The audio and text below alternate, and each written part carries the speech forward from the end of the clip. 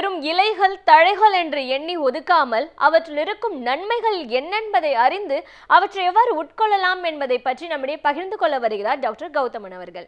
நம் விடியலை வா நிகழ்ச்சியின் அடுத்த பகுதியாக வரவிருப்பது பல்லாண்டு வாழ்ந்திட.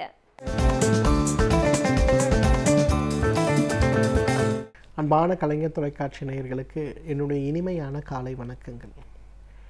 எவ்வளவோ உணவுகள் புதிதாக இன்றைக்கு நம்ம சந்திக்கிறோம். எவ்வளவோ உணவுகள் வெளிநாடுகள்லேருந்து இங்கே வரதையும், இங்கே இருக்கக்கூடிய பாரம்பரிய உணவுகள் நிறைய வெளிநாடுகளுக்கு செல்லப்படுறதையும் பார்க்குறோம். அந்த வகையில் இன்றைக்கு நம்ம பார்க்கக்கூடிய பழம் நம்ம நாட்டுக்கு இயற்கையாக இல்லாத ஒரு பழமாக இருந்தாலும் கூட இன்றைக்கு வெளிநாடுகள்லேருந்து இறக்குமதி செய்து உணவாக பயன்படுத்தக்கூடிய ஒரு பழமாக இருந்தாலும் கூட மருத்துவ ரீதியாக அறிவியல் பூர்வமாக ஆராய்ச்சிகள் மூலமாக நிரூபிக்கப்பட்ட நிறைய மருத்துவ குணங்களை கொண்டிருக்கக்கூடிய ஒரு தாவரத்தை பற்றி தான் இன்றைக்கி பார்க்க போகிறோம். அந்த வகையில் இன்றைக்கு நம்ம பார்க்கக்கூடிய தாவரத்துடைய பெயர் டிராகன் ஃப்ரூட்டுன்னு சொல்லக்கூடிய ஒரு பழம். இப்போ பைனாப்பிள் எப்படி வளருது? ஒரு வகையான பனை தாவரத்தில் வளருது. அதுக்கு மேலே வரக்கூடிய அந்த மொட்டுக்களை மட்டும் கட் பண்ணி நம்ம உணவாக சாப்பிட்றோம். இதுதான் பைனாப்பிள். இதே போல் நமக்கு கிடைக்கக்கூடிய பழம் தான் டிராகன் ஃப்ரூட். பார்ப்பதற்கு சிவப்பு நிறத்தில் வளரக்கூடிய ஒரு பழம். அதை வெட்டும்போது உள்ளே ஒரு வெண்ணெயில் கடுகு புதைத்து வைத்தது போல வெண்மை நிறமான தசை பற்றிருக்கக்கூடிய பகுதி இருக்கிறத நம்ம பார்க்க முடியும். இந்த டிராகன் ஃப்ரூட்டை பொறுத்தவரையிலும் பார்த்திங்கன்னா உடலுக்கு ஆரோக்கியம் அளிக்கக்கூடிய மிகச்சிறப்பான நிறைய விஷயங்கள் இதில் இருக்கிறத பார்க்க முடியும். முதலாவது, தலைமுடியை பற்றி கவலைப்படாதவர்கள் நம்ம யாராவது இருக்க முடியுமா? இன்றைக்கு ஒரு 80 வயது இருக்கக்கூடிய பாட்டி கூட நடக்க முடியாமல் வந்து உடல் பிரச்சனைக்காக என்னை சந்திக்கும் போது என்னம்மா தொந்தரவுன்னு கேட்கும்போது அவங்க உடம்புல இருக்க எல்லா தொந்தரவையும் சொல்லி கடைசியாக சொல்லக்கூடிய விஷயம், சார் எனக்கு தலைமுடி ரொம்ப கொட்டுது சார், எனக்கு அதுக்கு ஏதாவது மருந்து கொடுங்க அப்படிம்பாங்க. ஸோ தலைமுடியை பற்றி கவலைப்படாதவர்கள் யாருமே இருக்க முடியாது. குழந்தைகள் முதல் வயதானவர்கள் வரை அனைவருக்குமே தலைமுடி கொட்டக்கூடிய பிரச்சனை மிகப்பெரிய கவலை. நேற்று கூட ஒரு இளைஞர் வந்திருந்தார், 30 வயதானவர். ரொம்ப மன வருத்தத்தோடு வந்திருந்தார். நான் ஒரு 5 வருடங்களாக தலைமுடிக்கான சிகிச்சை எடுத்துக்கிறேன், ஆனால் எனக்கு எதுவுமே பயன் தரலை, எனக்கு ரொம்ப கஷ்டமாக இருக்குது அப்படின்னாரு. இப்போ தலைமுடி அப்படிங்கிறது முக்கியமான விஷயமாக இருக்கும்போது அதற்கு தேவையான உணவு முறைகளும் சரியாக இருக்கும்போது தான் எடுக்கக்கூடிய எந்த சிகிச்சையாக இருந்தாலும் பலன் அளிக்கும் அப்படிங்கிறத ரொம்ப விவரமாக நான் சொல்லி கொடுத்தேன். அந்த வகையில் பார்த்திங்கன்னா அவருக்கு தேவையான முக்கியமான ஒரு உணவாக நான் ரெக்கமெண்ட் பண்ணதே இந்த டிராகன் பழத்தை தான். யாருக்கெல்லாம் தலைமுடி வளர வேண்டும் அப்படின்னு நினைக்கிறீங்களோ, கருமையாக வளர வேண்டும், ஆரோக்கியமாக வளர வேண்டும் அப்படின்னு நினைக்கிறீங்களோ, அவங்க எல்லாருமே இந்த டிராகன் ஃப்ரூட்டுன்னு சொல்லக்கூடிய ஒரு பழம், பார்ப்பதற்கு சிவப்பு நிறத்தில் நூல்கோல் போலவே இருக்கும், எல்லா சூப்பர் மார்க்கெட்ஸ்லையும் இப்போ ரொம்ப காமனாக கிடைக்கக்கூடிய ஒரு பழம். அந்த பழத்தை ஒரு வாரத்திற்கு ஒரு பழம் அப்படிங்கிற மாதிரி சாப்பிடுங்க. குறைந்தது ஒரு 6 மாதங்கள் சாப்பிட்டு பாருங்கள். உங்களுடைய தலைமுடி பிரச்சனை ரொம்ப பெரிய அளவில் மாற்றம் அடைவதை நீங்கள் பார்க்க முடியும். தலைமுடிக்கு அடுத்தாற்போல் நம்ம கவலைப்படுகின்ற இன்னொரு பெரிய விஷயம் எது? தோல் பிரச்சனை. முகப்பருக்கள் நிறைய ஆகிவிட்டது, முகமெங்கும் கரும்புள்ளிகள் இருக்கிறது, கருமை நிறம் இருக்கிறது, உடல் முழுவதும் கருமை நிறம் இருக்கிறது அப்படின்னு நிறைய கவலைப்படக்கூடியவர்கள் இருக்கிறத பார்க்குறோம். அப்போ இந்த மாதிரி பிரச்சனை இருப்பவர்கள் முதலில் செய்து கொள்ள வேண்டிய ஒரு விஷயம் என்ன? உணவில் மாற்றத்தை கொண்டு வரணும். சத்துள்ள உணவுகளை சாப்பிட வேண்டும். இது எல்லாமே சத்துள்ள உணவு, தேவையான விட்டமின், மினரல்ஸ், அது இதுன்னு எதெல்லாம் சொல்கிறோமோ அதெல்லாம் கலந்துருக்கக்கூடிய ஒரே உணவாக ஒரு சூப்பர் ஃபுட்டாக எது இருக்க முடியும்? டிராகன் பழம் தான். ஒரு டிராகன் பழத்தை எடுத்து அரிஞ்சு அதை 4ஆக பிரிச்சுடுங்க. 2 நாட்களுக்கு ஒரு முறை, ஒரு வாரத்திற்கு ஒரு பழம் அப்படிங்கிற மாதிரி அந்த பழங்களை சாப்பிடுங்க. ஒரு 6 மாத காலம் சாப்பிடுங்க. வேணால் அந்த பழத்தை அப்படியே தண்ணியில் போட்டு அரைச்சி ஒரு ஜூஸ் மாதிரி குடிக்கலாம். டிராகன் பழச்சாறு அப்படிங்கிறது இன்றைக்கு நிறைய ஹோட்டலில் கூட கிடைக்கக்கூடிய ஒரு உணவாக இருக்கிறத பார்க்குறோம். நிறைய ஃபாரினர்ஸ் இந்தியா வரும்போது அவங்க சாப்பிடக்கூடிய முக்கியமான பழச்சாறுகளுடைய லிஸ்ட்டு பார்த்தோம்னா அதில் இந்த டிராகன் ஃப்ரூட் இருக்கிறத பார்க்க முடியும். டிராகன் பழச்சாறு ஒரு டம்ளர் அளவுக்கு எடுத்து காலை ஒரு முறை உணவுக்கு முன்பு அப்படிங்கிற மாதிரி தொடர்ந்து சாப்பிட்டு வாங்க. உங்களுடைய தோலுடைய ஆரோக்கியம், நிறம், செழுமை எல்லாம் மாறிவிடுவதை பார்க்க முடியும்.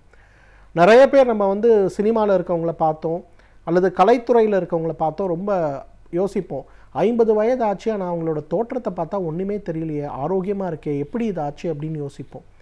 காரணம் என்ன அப்படின்னு பார்த்தீங்கன்னா, இந்த மாதிரி பழச்சாறுகளை அதிகமாக சாப்பிடுகின்ற ஒரு வழக்கத்தை வைத்திருக்கிறதுனால தான் அவர்களுடைய இளமையான தோலும் பளபளப்பான தோலும் நம்ம பெரிய அளவில் பார்க்க முடியறத பார்க்குறோம்.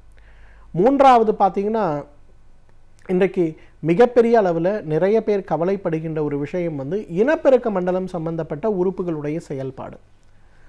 30 வயது இருக்கக்கூடிய ஒரு இளைஞர் கூட திருமணத்திற்கு முன்பு என்னை வந்து சந்திக்கும் போது மிக கவலையோடு சொல்றாரு, எனக்கு வந்து 22 வயதில் இருக்கக்கூடிய ஆண்மைத்தன்மை இப்போ இருக்கானே எனக்கு தெரியல.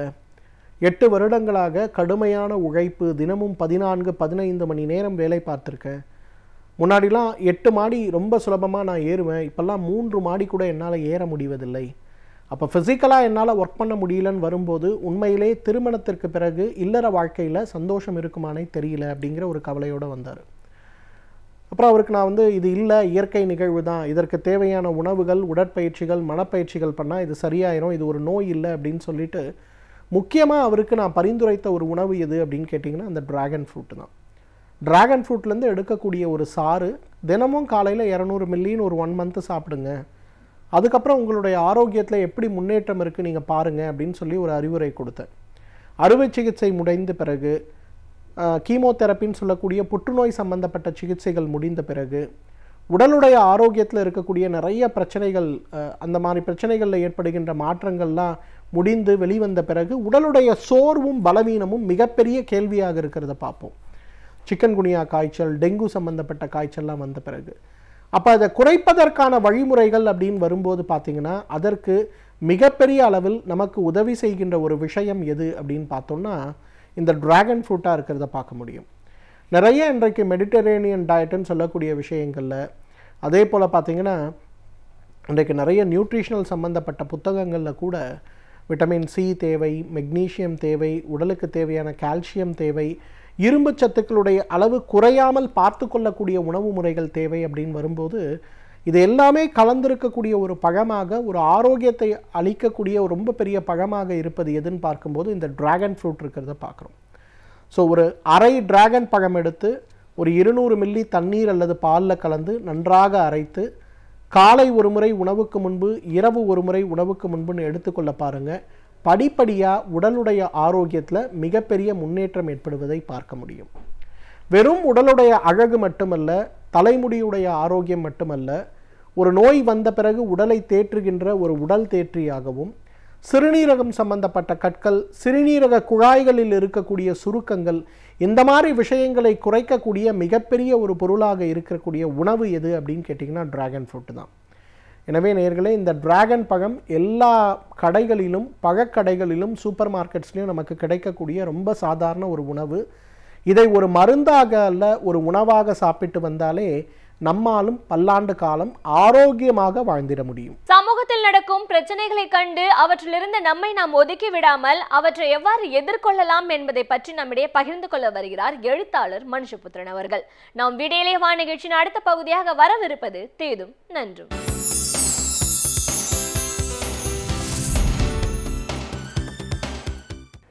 வணக்கம் நண்பர்களே, இன்னும் ஒரு இனிய காலை பொழுதில் தீதும் நன்றும் நிகழ்ச்சியில் உங்களை சந்திப்பதில் மிக்க மகிழ்ச்சி அடைகிறேன். வரலாறு தலைவர்களை உருவாக்குகிறது, தலைவர்கள் வரலாற்றை உருவாக்குகிறார்கள். வரலாறும் தலைவர்களும் ஒருமித்த புள்ளியில் இணைகிற அந்த சந்தர்ப்பத்தில் தான் மகத்தான வரலாறுகள் உருவாகின்றன, மகத்தான தலைவர்கள் உருவாகிறார்கள். தமிழ்நாட்டில் அப்படி வரலாறு உருவாக்கக்கூடிய அந்த தலைமை பண்பும் கூடிய மகத்தான தலைவர்களாக பலர் உருவாகி இருக்கிறார்கள். தந்தை பெரியார், பேரறிஞர் அண்ணா, கர்ம வீரர் காமராஜர், கலைஞர் அவர்கள், இப்படி பல தலைவர்களை வரலாறு நமக்கு உருவாக்கி தந்திருக்கிறது. அவர்கள் மக்களுடைய வரலாற்றினுடைய அடிப்படை கடமைகளை பூர்த்தி செய்யக்கூடிய தலைவர்களாக திகழ்ந்தார்கள் என்பதுதான் அவர்களுடைய வரலாற்று பாத்திரம். வரலாற்றிற்கு அந்த தலைவர்கள் தேவைப்பட்டார்கள். அந்த தலைவர்கள் உருவாக்குவதற்கென்ன ஒரு மிகப்பெரிய வரலாறு காத்திருந்தது. அப்படி பார்க்கிற போது தனி மனிதர்களுடைய தலைமை பண்பும் தனிப்பட்ட குணநலன்களும் தான் ஒரு சமூகத்தினுடைய வளர்ச்சியை, மேம்பாட்டை அல்லது வரலாற்றினுடைய திருப்பு முனைகளை உருவாக்குகிறது என்று சொல்லலாம். தன்னுடைய 80 ஆண்டு கால பொது வாழ்க்கையில் 50 ஆண்டுகளுக்கு மேலாக வரலாற்றின் திருப்பங்களை உருவாக்கியவர் தலைவர் கலைஞர் அவர்கள் என்பதை நாம் மறந்துவிட முடியாது. இன்னும் சொல்லப்போனால் அவர் சாதனையினுடைய சரித்திரங்கள் எண்ணற்றவையாக தொடர்ந்து இன்று பலராலும் பேசப்பட்டும் பலராலும் எழுதப்பட்டும் வருகின்றன. இந்தியாவில் எந்த ஒரு தலைவருக்காவது இவ்வளவு நீண்ட நெடிய சாதனைகளும் பங்களிப்புகளும் சமூக மாற்றத்திற்கான அவருடைய ஆற்றலும் உழைப்பும் பதிவாகி இருக்கிறதா என்றால் நிச்சயமாக இல்லை. ஏனென்றால் சில சீர்திருத்த தலைவர்கள் இருப்பார்கள், சில அரசியல் தலைவர்கள் இருப்பார்கள். சில சீர்திருத்தவாதிகள் அரசியல் தலைமையை நோக்கி சில சீர்திருத்தங்களை செய்யுமாறு கேட்பார்கள். சில அரசியல் தலைவர்கள் சில சீர்திருத்த கோட்பாடுகளை எடுத்துக்கொண்டு அவற்றை செயல்படுத்த முயற்சிப்பார்கள். ஆனால் ஒரு அரசியல் தலைவரே சீர்திருத்தவாதியாகவும் ஒரு சீர்திருத்தவாதியே அரசியல் தலைவராகவும் மாறிய அற்புதம் என்பது தலைவர் கலைஞர் அவர்களுடைய வாழ்க்கையில் தான் நடந்தது என்பதை நாம் நினைத்து பார்க்க வேண்டும். ஒரு மகத்தான இயக்கம், ஒரு மாபெரும் இயக்கத்தை அவர் கட்டி எழுப்பியதுடன் அந்த இயக்கத்தை தொடர்ச்சியாக அவர் அதிகாரத்திலும் அவர் வைத்திருந்தார். அந்த அதிகாரத்தின் மூலமாக சமூக நீதிக்காகவும் சமூக நலனுக்காகவும் எண்ணற்ற காரியங்களை செய்தார்.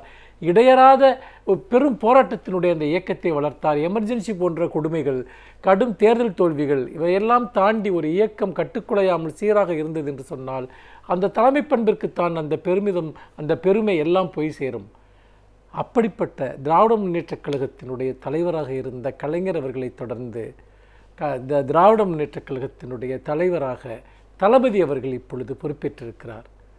நிச்சயமாக தலைவர் கலைஞர் அவர்கள் காட்டிய, அண்ணா அவர்கள் காட்டிய, பெரியார் அவர்கள் காட்டிய சமூக நீதி கொள்கையை, சமூக நலன் சார்ந்த கொள்கையை, சமத்துவ கொள்கையை தான் உறுதியாக முன்னெடுத்து செல்வேன் என்று அவர் தான் தலைவராக தேர்ந்தெடுக்கப்பட்ட அந்த பொதுக்குழு கூட்டத்தில் மிக வெளிப்படையாக அவர் அறிவித்தார். இதுதான் ஒரு இயக்கத்தினுடைய தொடர்ச்சி என்று நாம் சொல்ல வேண்டும். இதுதான் ஒரு இயக்கத்தினுடைய நீட்சி என்று நாம் சொல்ல வேண்டும், மாட்சி என்று நாம் சொல்ல வேண்டும். அவர் இந்த நூற்றாண்டு இயக்கத்தினுடைய அடிப்படை விழுமியங்களை, பண்பாடுகளை அவர் எவ்வாறு எடுத்துச் செல்வேன் என்பதற்கு சாதிய சமத்துவத்தையும் அதே சமயத்தில் இந்தியாவினுடைய பன்முகத்தன்மையையும் பாதுகாப்பேன் என்று அவர் உறுதி எடுத்து கொண்டிருக்கிறார்.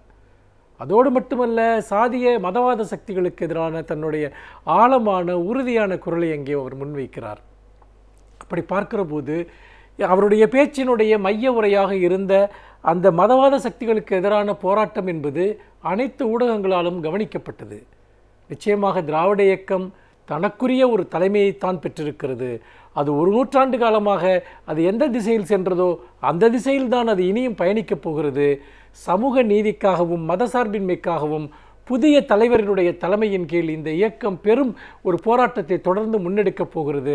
மதசார்பற்ற சக்திகளுக்கான ஒரு மையப்புள்ளியாக இந்த இயக்கம் இருக்கப் போகிறது என்பதைத்தான் திராவிட முன்னேற்றக் கழகத்தினுடைய தலைவர் தளபதி அவர்கள் அறிவித்திருக்கிறார் என்பதை நாம் பார்க்க முடிகிறது. தளபதி அவர்களுடைய அந்த பிரகடனத்தில் நாம் கண்ட இன்னொரு முக்கியமான ஒரு விஷயம் என்பது, நான் உங்களை வழிநடத்தி செல்வேன் என்று நான் சொல்ல மாட்டேன், உங்களோடு நான் இணைந்து நடப்பேன், என் பின்னால் வாருங்கள் என்று சொல்ல மாட்டேன், நாம் சேர்ந்து நடப்போம், நாம் சேர்ந்து முன்னேறுவோம் என்கிற போது அதுதான் 19ஆம் நூற்றாண்டில் உருவாகிய மாபெரும் ஜனநாயக கோட்பாடுகள், 20ஆம் நூற்றாண்டில் உலகமெங்கும் வளர்ச்சி பெற்ற மாபெரும் ஜனநாயக கருத்தாக்கங்கள் அவற்றினுடைய மையம் என்று சொல்ல வேண்டும். ஒரு உண்மையான தலைவன் என்பவன் அவன் மக்களோடு மக்களாக இருந்து மக்களோடு மக்களாக போராடக்கூடியவன் என்பதைத்தான் அனைத்து ஜனநாயக கோட்பாடுகளும் நமக்கு வலியுறுத்துகின்றன. தளபதி அவர்கள் அதைத்தான் சொன்னார்கள். நான் உங்களில் ஒருவன் மட்டுமல்ல, உங்களோடு ஒருவனாக இருந்து எல்லாவற்றோடும் நான் எல்லாவற்றிற்குமாகவும் நிற்பேன், எல்லோருக்குமாகவும் நிற்பேன். அதே போல் அவர் சொன்ன ஒரு முக்கியமான ஒரு செய்தி, இங்கு எந்த கருத்தாக்கத்தின் பெயராலும் மத வெறுப்பிற்கு இடமில்லை. அது ஒரு மதத்தை சேர்ந்தவர்கள் இன்னொரு மதத்துக்கு எதிராக இருப்பது மட்டுமல்ல, நாங்கள் கடவுள் நம்பிக்கைகளுக்கு எதிரானவர்கள் கிடையாது, கடவுளை நம்புகிறவர்களுக்கு எதிரானவர்கள் கிடையாது என்கிற ஒரு விஷயத்தையும் அவர் அதில் தெளிவுபடுத்துகிறார். அதாவது மனிதர்கள் அனைவருக்கும் அவர்கள் விருப்பு வெறுப்புகளுக்கு உரிய ஒரு கௌரவமும் தனித்துவமும் அளிக்கப்பட வேண்டும் என்கிற செய்தியை திருத்தமாக தெரிவிக்கிற போதுதான் அண்ணாவும் கலைஞரும் உருவாக்கிய அந்த பன்முக சமூகம், அந்த அனைவருக்கும் இடம் உண்டு என்கிற ஒரு சமூக நீதி கோட்பாடு, இதை அழுத்தம் திருத்தமாக இன்றைக்கு தளபதி அவர்கள் தன்னுடைய புதிய தலைமை பொறுப்பினுடைய பிரகடனமாக வெளிப்படுத்தி இருக்கிறார். நிச்சயமாக தளபதி அவர்களுடைய தலைமையில் ஒரு புதிய தமிழகம் பிறக்கப் போவதற்கான நாட்கள் வெகு தூரத்தில் இல்லை என்பதைத்தான் இந்த புதிய துவக்கம் நமக்கு காட்டுகிறது. மீண்டும் இன்னும் ஒரு புதிய சிந்தனையோடு உங்களை சந்திக்கிறேன். நன்றி, வணக்கம். பல்வேறு துறைகளில் பல சாதனைகளை படைத்தவர்கள் வல்லுநர்கள். அவர்களுடைய அனுபவங்களை நம்முடன் பகிர்ந்து கொள்ளும் போது அது நமக்கு சிறந்த தூண்டுகோலாக அமைகின்றது. அந்த வகையில் இன்றைய சிறப்பு விருந்தினர் யார் என்பதை பற்றியும் அவர்கள் என்ன செய்திகளை நம்முடன் பகிர்ந்து கொள்ளப் போகிறார்கள் என்பதையும் பார்க்கலாம். நம் விடியலை வா நிகழ்ச்சியின் அடுத்த பகுதியாக வரவிருப்பது சிறப்பு விருந்தினர் பகுதி.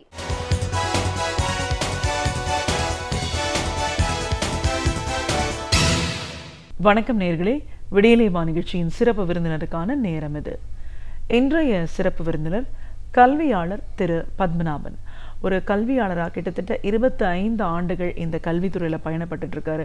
ஒரு கல்லூரியில் ஒரு மிக அதிகமான ஒரு பொறுப்பில் இருக்கிறவர் அப்படிங்கிற முறையிலையும், ஆசிரியர்களுக்கான பயிற்சிகளை கொடுத்துட்டு இருக்கிறவர் அப்படிங்கிற முறையிலையும், இன்றைய கல்வி முறை எப்படி இருக்கு, எப்படிப்பட்ட மாற்றங்கள் தேவையா இருக்கு, இப்படின்னு பல விஷயங்களை நாம் அவர்கிட்ட கேட்டு தெரிஞ்சுக்கலாம்.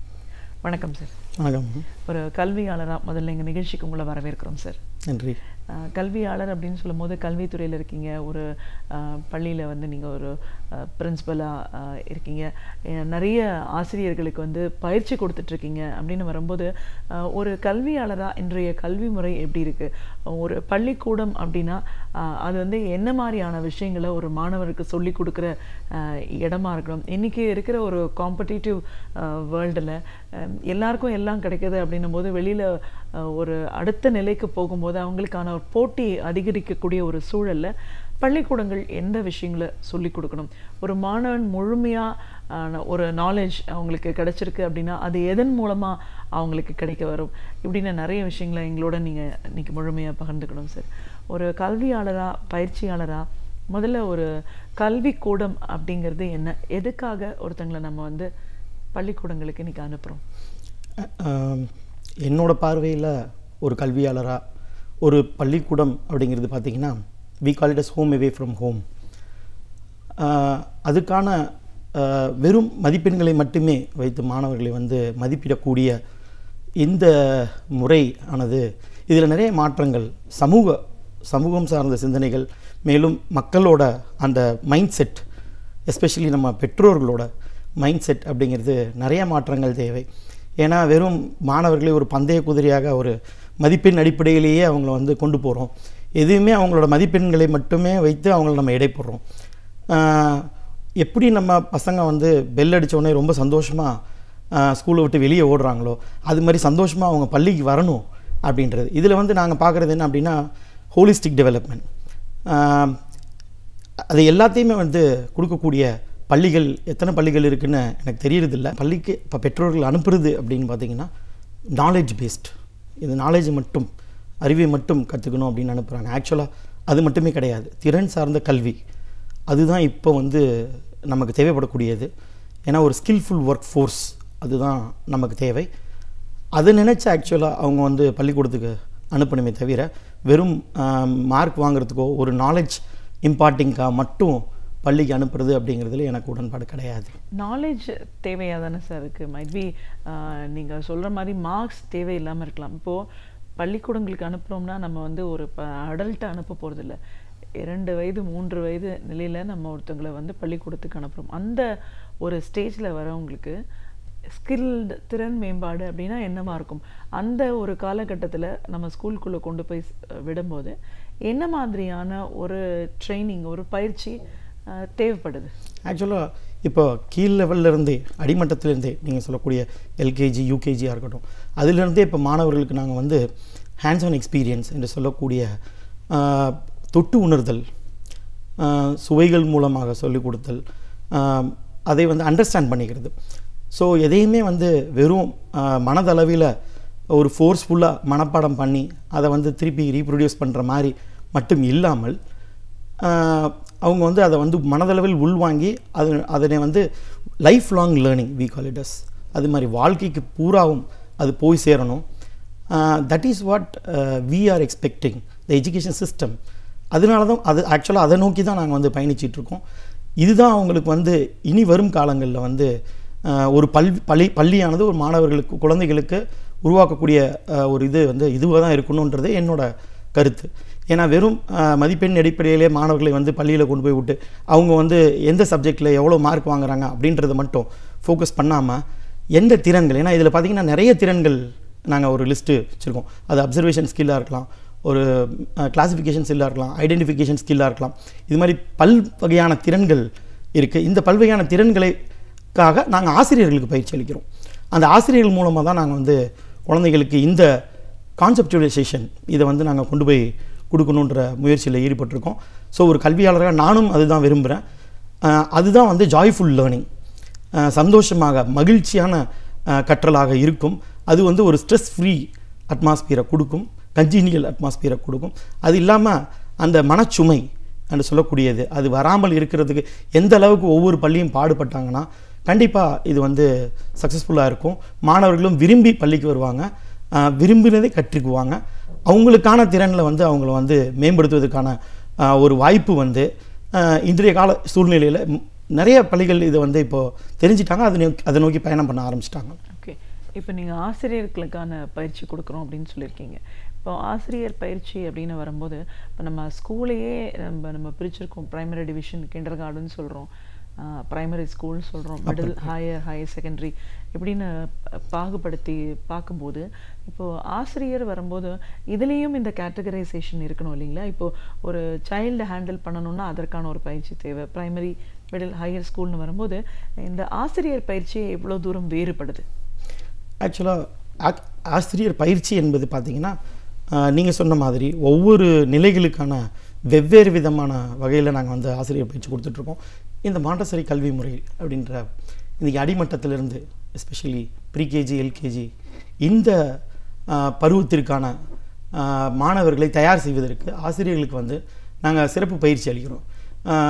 ஒரு உதாரணமாக இப்போது ஒரு அல்ஃபபெட்ஸ், லெட் அஸ் டேக் பேசிக் அல்ஃபபெட்ஸ் அப்படின்னா கூட இந்த அல்ஃபபெட்ஸை கூட வெறுமனை வந்து போர்டில் எழுதி போட்டு அதை ரிப்பீட் பண்ண வைக்கக்கூடிய மெத்தட்ஸ் எல்லாம் கூட இப்போலாம் எடுத்தாச்சு. ஸோ இதுவே ஒரு நடைப்பயிற்சியின் வழியாக A to Z நீங்கள் வந்து ஃபுல்லாகவே பெரிய ஷேப்பில் அதை எழுதி அதில் வந்து நடக்கும் பொழுது மாணவர்கள் எந்த வடிவத்தில் நம்ம எழுதுகிறோமோ அதே வடிவத்தில் நடக்கவும் வைக்கிறோம். இதே மாதிரி ஃப்ளாஷ் கார்ட்ஸ் என்று சொல்லக்கூடிய சுழல் அட்டைகள், இதன் மூலமாக கூட ஆப்ஜெக்ட்ஸை அதில் ரியல் டைம் ஆப்ஜெக்ட்ஸ் அதை வந்து நாங்கள் A for ஆப்பிள் அப்படின்றத எழுதி போடாத மட்டும் இல்லாமல் அந்த பர்டிகுலர் பொருளையே வந்து ஆசிரியர்கள் வகுப்பறைகள் எடுத்து கொண்டு போகும்பொழுது அது தொடுதல், உணர்தல் அப்படின்றதுனால அது வந்து அந்த ஒரு ஆப்ஜெக்ட் அவங்களோட லைஃபோட ஒரு பார்ட்டாகவே செயல் பண்ண ஆரம்பிச்சிருது. இந்த மாதிரியான வழிமுறைகள் பார்த்திங்கன்னா நீங்கள் மாண்டசரி வகுப்பில் ஈவன் தொடுதிரை வசதி மூலமாக பவர் பாயிண்ட்ஸ் வழியாக கூட ஸ்லைட்ஸ் ப்ரிப்பேர் பண்ணி அந்த ஸ்லைட்ஸில் சவுண்ட்ஸ் ஆட் பண்ணி சிமுலேஷன் அப்படின்னு சொல்லுவோம், சவுண்டு வித் எஃபெக்ட். ஸோ அது வந்து அவங்க அந்த பர்டிகுலர் ஏரியாக்குள்ளேயே அவங்க போகிற மாதிரியான ஒரு மனநிலைமை கொண்டு வரும்பொழுது அவங்களுக்கு எந்த ஒரு கடினமான ஒரு கான்செப்டையும் கூட ஆசிரியர்கள் எளிமையாக கொண்டு போகிறதுக்கான ஒரு வழிவகைகள் தான் நாங்கள் இந்த பயிற்சியின் மூலமாக கொடுக்கப்பட்டு வந்துட்டுருக்கு. இதுக்கும் கை தேர்ந்த ஆசிரியர்கள், பயிற்சியாளர்கள் தனியாகவே இதுக்காகவே தயார் செய்து பண்ணிக்கிட்டு இருக்கிறாங்க. ஏன்னா வெறுமன நினைவாற்றலை மட்டுமே வைத்துக்கொண்டு அந்த பிஞ்சு உள்ளங்களை வந்து நம்ம வந்து கொண்டு போய் அதை ப்ரெஷர் பண்ணுறது அப்படிங்கிறதுல எங்களுக்கு பெரிய உடன்பாடு இல்லை. பட் இன்றைக்குள்ள இந்த கல்வி நிலை மேக்சிமம் எல்லா பெற்றோர்களிடையுமே போய் சேர்ந்துருக்கு. அதனாலேயே கூட நாங்கள் வந்து இதை வந்து ஒரு எக்ஸ்போவாக கூட நாங்கள் வந்து ஒவ்வொரு முறையும் பெற்றோர்களுக்கு கொண்டு போய் அதை காமிக்கிறோம். அப்போ வந்து எல்லா வகையான திறன்களும், கேட்டல் திறன்லேருந்து, பேசுதல் திறன்லேருந்து, எழுதுகிற திறன்லேருந்து, கண்டறியும் திறன்லேருந்து எல்லா திறன்களையும் வளர்க்கக்கூடிய அது ஒரு பல்வகை திறன் சார்ந்த ஒரு பயிற்சியாக ஆசிரியர்களுக்கு வலிக்கிறோம் இங்கே மாண்டசரியில். அடுத்து நீங்கள் பிரைமரி அப்படின்னு சொல்லக்கூடிய 1ஆம் வகுப்புலேருந்து 5ஆம் வகுப்பு ஆசிரியர்களுக்கு லேப் என்று சொல்லக்கூடிய ஆய்வகங்கள் மூலமாக இன்றைக்கி ஆங்கிலமாக இருக்கட்டும், இல்லை அறிவியலாக இருக்கட்டும், இல்லை கணிப்பொறி அறிவியலாக இருக்கட்டும், கம்ப்யூட்டர் சயின்ஸ், இது எல்லாத்துக்குமே நாங்கள் தனியாக ஆய்வகங்கள் வைத்துக்கொண்டு மாணவர்களை ஆய்வகங்கள் கொண்டு போய் அங்கே வந்து சிறு சிறு பரிசோதனைகள் மூலமாக அந்த பர்டிகுலர் கான்செப்டை கொண்டு போய் கொடுக்கும் பொழுது அதை அவங்க செய்து பார்க்குறாங்க. It's do and learn. So அது என்ன ஆகும் அப்படின்னா there is a clarity in their minds. அதனால இந்த ரீட்ரைவ் அண்ட் ரீப்ரொடியூஸ் அப்படிங்கிற அந்த 3R அப்படிங்கிற கான்செப்டை இல்லாமல் எக்ஸ்ப்ளோர், அவர்கள் வந்து போய் சோதனை செய்து அதை தெரிந்து கொண்டு இதன் மூலமாக இந்த கான்செப்டை அவங்களோட ரியல் லைஃப்பில் எப்படி கொண்டு போய் யூஸ் பண்ணலாம் அப்படின்றதுக்கான பயிற்சியுமே நாங்கள் வந்து அவங்களோட பாடத்திட்டத்தோடு சேர்ந்து எழுதுகள், we call it as life linked examples, வாழ்வினோடு தொடர்பு படுத்திய உதாரணங்கள், இதை எப்படி கொண்டு போகணுன்றத பாடத்திட்டத்தில் நாங்கள் பயிற்சி அளிக்கிறோம். எப்படி பாடத்திட்டத்தை டிசைன் பண்ணுறது. இது தாண்டி வேல்யூஸ் என்று சொல்லக்கூடிய வாழ்வியல் திறன்கள், லைஃப் ஸ்கில்ஸ் இதையுமே கொண்டு போகிறதுக்கான பயிற்சிகள் தான் நாங்கள் வந்து இப்போ செஞ்சிட்ருக்கோம். அதனால் இப்போ நியூட்ரின் 3ஆம் விதி அப்படின்றத மனப்பாடம் பண்ணாமல் அதை நியூட்டனின் 3ஆம் விதி வாழ்வில் எங்கு நமக்கு உண்மையிலேயே உபயோகப்படுத்துது அப்படின்ற அப்ளிகேஷன் இதை நாங்கள் even Appar primary even secondary வரைக்கும் 10ஆம் வகுப்பு வரைக்கும் உள்ள ஆசிரியர்களுக்கு நாங்கள் ஒரு பயிற்சியாகவே கொடுத்துக்கிட்டு இருக்கோம். எஜுகேஷன் சிஸ்டமில் வந்து நிறைய மாற்றம் செய்யணும் அப்படின்னு சொல்கிறதெல்லாம் நம்ம பார்த்துட்ருக்கோம். இப்போது ஏதோ இருக்குது, அதில் ஏதோ ஒன்று இல்லைங்கிறதுனால தான் இப்போ ஒரு சேஞ்ச் ஓவர் தேவைப்படுதுங்க. அப்போது இந்த லேர்னிங்கில் மெத்தடாலஜியை மாற்றணும் அப்படின்னு சொல்கிறாங்க. தட் இஸ் அ விஷன், இன்னும் ஒரு சேஞ்ச் தேவைப்படுது அப்படின்னு சொல்லலாம். ஒரு காலத்துலலாம் ஸ்கூல் அப்படின்னு போகும்போது படிச்சுட்டு ஒரு நார்மல் ஸ்கூல்லேருந்து படிச்சுட்டு வெளியில் வந்தவங்க இன்றைக்கி எவ்வளோ பெரிய ஹையர் பொசிஷனில் இருக்கிறத நம்ம பார்க்குறோம். இன்றைக்கி எல்லா விதமான இன்ஃப்ராஸ்ட்ரக்சர் கொடுத்தும் கூட ஸ்கூல்லேருந்து வெளியில் வர்றவங்களுக்கு அடுத்த லெவலுக்கு போகிறதுக்கு இன்னொரு சப்போர்ட் தேடுற ஒரு சூழல் தான் நம்ம பார்க்குறோம். இதெல்லாம் பார்க்கும்போது தான் அப்போது ஒரு கல்விக்கூடம் என்ன பண்ணுது, என்ன பண்ண தவறிச்சு அப்படின்ற கேள்விலாம் வருது. ஸோ ஒரு சேஞ்ச் அப்படிங்கிறது தேவைன்னு நீங்கள் நினைக்கிறீங்களா? கண்டிப்பாக. ஏன் அப்படின்னா அந்த காலகட்டத்தில் பழைய கல்வி நிலையில் நீங்கள் பார்த்தீங்கன்னா குருகுல சிஸ்டம் ஆஃப் எஜுகேஷன் சிஸ்டம் அப்படின்னு நம்ம சொல்கிறோம். அது வந்து வெரி இம்ப்ளிசிட் டிசிப்ளின் அப்படின்னு நம்ம சொல்லுவோம், ஃபோர்ஸ்டு டிசிப்ளின். ஒரு ஒழுக்கம், கட்டுப்பாடு எல்லாமே இருந்தது. குரு அப்படிங்கிறவங்கள வந்து ஒரு தெய்வத்துக்கு இணையாக வந்து மாணவர்கள் வந்து பார்க்குறாங்க. குரு என்ன சொன்னாலும் அதை கண்டிப்பாக ஃபாலோ பண்ணணும். They have got blind faith. ஆசிரியர் சொன்னால் அது கண்டிப்பாக நல்லதுக்கு தான் இருக்கும் அப்படின்ற ஒரு அதனால இன்றைய காலகட்டத்தில் அன்றைக்கி படித்தவங்க எல்லாருமே இன்றைக்கி நல்ல பொசிஷனில் இருக்கிறாங்க. பட் நீங்கள் சொன்ன மாதிரி இப்போது நிறைய எலக்ட்ரானிக் கேஜெட்ஸ், இன்ஃபர்மேஷன்ஸ், டெக்னாலஜி எல்லாமே இம்ப்ரூவ் ஆயிடுச்சு. வகுப்பறைக்கு போகாமல் கூட மாணவர்கள் வீட்டில் இருந்தபடியே கூட கல்வி கட்டுறதுக்கான வாய்ப்புகள் இன்றைக்கி எல்லாம் இருக்குது. ஸ்கைப்பு மூலமாக கூட கற்றுக்கலாம் ஆசிரியர்கள். பட் ஆசிரியர் அப்படின்ற பணி அந்த இடத்தை வந்து வேறு யாராலையுமே நிரப்ப முடியாது. எந்த டெக்னாலஜி வந்தாலும் சரி, எந்த ரோபோட் வந்தாலும் சரி. ஏன் அப்படின்னா robot is a machine, but it cannot have feelings and emotions. So ஒரு ஆசிரியரால் மட்டுமே பாடத்தின் கூட அந்த இமோஷன்ஸ், ஃபீலிங்ஸையும் மாணவர்களுக்கு கொண்டு போய் அந்த சோஷியலைசேஷன் அப்படின்னு நம்ம சொல்லுவோம். இந்த சமூகம் சார்ந்த சிந்தனைகள், அதற்கான திறன்கள், இதையும் கண்டிப்பாக ஒவ்வொரு பள்ளியுமே இதை ஃபோக்கஸ் பண்ணணும் அப்படிங்கிறது எங்களோட தாட்டு. அதில் நமக்கு நிறையா மிஸ் பண்ணுறோமோ அப்படிங்கிறது தான் என்னோட பாயிண்ட்டு. ஏன்னா மெயினாக நம்ம வந்து எல்லாத்துக்கும் முக்கியத்துவம் கொடுப்பது அப்படிங்கிறது பாடத்திட்டம், அதுக்கு வரைகலை அப்படின்னு சொல்லக்கூடிய curriculum and syllabus, portion completion, தேர்வு முறைகள். இந்த தேர்வு முறைகள்லையும் கூட நிறைய மாற்றங்கள் கொண்டு வரணும் அப்படிங்கிறது எங்களோட ஆசையும் கூட. ஏன் அப்படின்னா நம்ம மாணவர்கள் தேர்வுக்காக தயார் பண்ணிக்கிறோமா இல்லை அவங்களோட எதிர்காலத்துக்காக தயார் பண்ணிக்கிறோம்ன்ற ஒரு பெரிய கேள்வி. இது கேள்விக்கான பதில் எனக்குமே கூட தெரியறதில்ல. நிறைய பட்டிமன்றங்களில் கூட நாங்களாம் விவாதிச்சிருக்கோம். இப்போ நம்ம மார்க்குக்காக மட்டுமே நம்ம படிக்க வைக்கிறோம் அப்படிங்கும் பொழுது அதுவே அவங்க மைண்ட் செட் ஆகி மாறிடுது. அப்போ உண்மையான அந்த நாலேஜ் இம்பார்ட்டிங் அப்படிங்கிறது it is missing very badly. So அப்போது அடுத்தது அப்படின்றது வேலை வாய்ப்பின் தன்மை. நம்ம கொடுக்கக்கூடிய கல்வி, இந்த வேலை வாய்ப்பின் தன்மை. இந்த வேலை வாய்ப்பின் தன்மையானது பார்த்திங்கன்னா ஒவ்வொரு 5 ஆண்டுகளுக்கு ஒரு முறை மாறிக்கொண்டே இருக்கிறது. ஸோ அப்போது மார்க்கெட் டிமாண்ட் என்ன அப்படிங்கிறத வந்து நம்ம பேரண்ட்ஸுக்கும் தெரியறதில்ல, ஈவன் நீங்கள் கல்வியாளர்களுக்கும் சில சமயத்தில் தெரியறதில்ல. ஒரு பர்டிகுலர் ஒரு கோர்ஸ் அப்படி நம்ம செலக்ட் பண்ணி நம்ம மாணவர்களை அதில் வழியாக கொண்டு போகும் பொழுது அந்த 4 வருடங்களோ 5 வருடங்களோ முடியறதுக்குள்ளேவே அந்த கோர்ஸோட மதிப்பானது போய்விட்டுருது.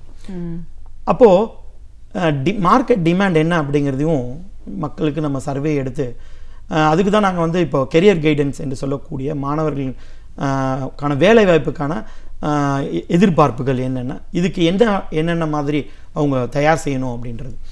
ஏன்னா வெறும் ஆட்டிடியூட் மட்டுமே இல்லை இன்ட்ரெஸ்ட்டை மட்டுமே வச்சு நீங்கள் சொல்லக்கூடிய இந்த எஜுகேஷன் சிஸ்டமானது நகர்றது கிடையாது.